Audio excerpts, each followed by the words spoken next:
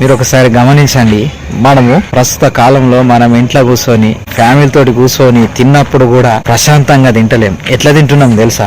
గప్చుప్పుల బండి గురించి అయితే మనకు అందరికి తెలిసిందే కదా. గప్చుప్పులు తిందామని బండికాడికి పోతాం. పోగానే ఆడ 5-6 నిలబడి ఉంటారు. అందులో మనం కూడా లైన్ కట్టాలి. కట్టంగానే మన చేతికి ఒక షిప్ ఇస్తాడు. ఆ షిప్పల ఉల్లిగడ్డలు వేస్తాడు. ఇక వేసి లైన్ కట్టమని చెప్తాడు. చెప్పి ఏం చేస్తాడు, ఆ బుగ్గలు ఉంటాయి కదా, ఆ బుగ్గలు తీసుకుంటాడు. అన్నే పెనంలా ఆ బఠానీలు అది ఇది కలిపేసి అందులో తుక్క ఉడుకుతుంటది. పక్కకే ఒక కుండ ఉంటది. ఆ కుండల కలర్ కలిపిన నీళ్లు ఉంటాయి. ఈ బుగ్గను తీసుకుంటాడు, బఠానీలా ముంచి 2 బఠానీలా లేచి కుండల ముంచి మన షిప్పలు వేస్తాడు. అలాగే మనం ఏం చేస్తాం, దబ్బున తీసుకొని అందులో 4 ఉల్లిగడ్డలు వేసి లట్టుకుని నోట్లో పెట్టు. అట్లా రప్ప వేసుకుంటా పోతా ఉంటాడు. ఆడు వేయక ముందుకే మనం ఈడ మింగేస్తాం. అలా కుండల ముంచక ముందుకే మనం ఈడ మింగేస్తుంటాం. అయితే మళ్ళీ ఒక్కొక్కసారి ఏం చేస్తాం, దెబ్బ వేస్తుండు కదా అని చెప్పి అగడు బగడు తినేస్తూనే ఉంటాం.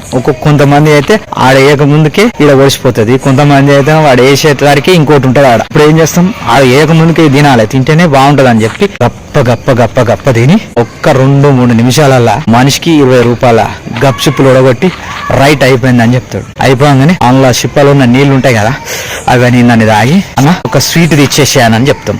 ఇక స్వీట్ తీసి పసపిస నవ్వులి పైసలు ఇచ్చి వస్తాం. మనము ఆ గప్చుప్పుల బండి కాడ ఎట్లయితే చేస్తున్నామో అదే మన నిత్య జీవితంలో మన ఇంట్లో ఆహారం తీసుకునేటప్పుడు గట్లనే చేస్తున్నాం. టీవీ చూసుకుంటా తినుడు, ఫోన్ చూసుకుంటా తినుడు, మాట్లాడుకుంటా తినుడు, ఇవి చేస్తా ఉన్నాం. మనం ఇది సరైందిగా ఒకసారి ఆలోచించండి. మనం తీసుకునే ఆహారం మనకు మంచి చేయాలి, మన ఆరోగ్యాన్ని పాడు చేయకుండా ఉండాలి అని అంటే మనము ప్రశాంతంగా హాయిగా తిన్నంత సేపు అయినా ఏ ఆలోచన లేకుండా పీస్ఫుల్ గా ఆహార పదార్థాలని ఆస్వాదిస్తూ తింటే దాంట్లో ఉన్న విటమిన్స్, దాంట్లో ఉన్న శక్తి మన శరీరానికి అందుతుంది. మనం ఆరోగ్యంగా ఉంటేనే మనం ఏదైనా సాధించగలం. మనం ఆరోగ్యంగా ఉంటేనే ఎవరితోనైనా మాట్లాడగలుగుతాం. మనం ఆరోగ్యంగా ఉంటేనే మన పిల్లలకు మంచి భవిష్యత్తును ఇవ్వగలుగుతాం. మనం ఆరోగ్యంగా ఉంటేనే మనం ఏదైనా సాధించగలం.